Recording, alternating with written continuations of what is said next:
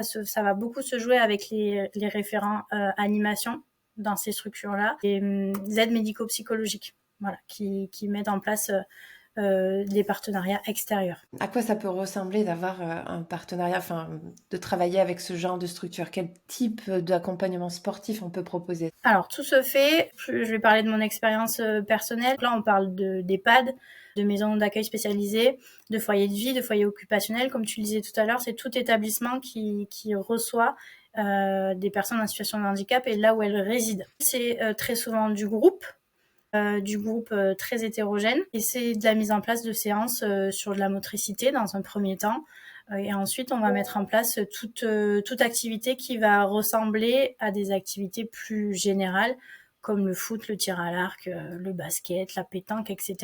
L'idée, c'est de leur amener des notions de base de chaque sport pour que ça soit ludique déjà, pour que ça soit varié et pour que ça colle aussi à ce qu'ils voient à la télé, à ce qu'ils voient en famille, à ce qu'ils voient entre amis. C'est pouvoir proposer une offre très variée.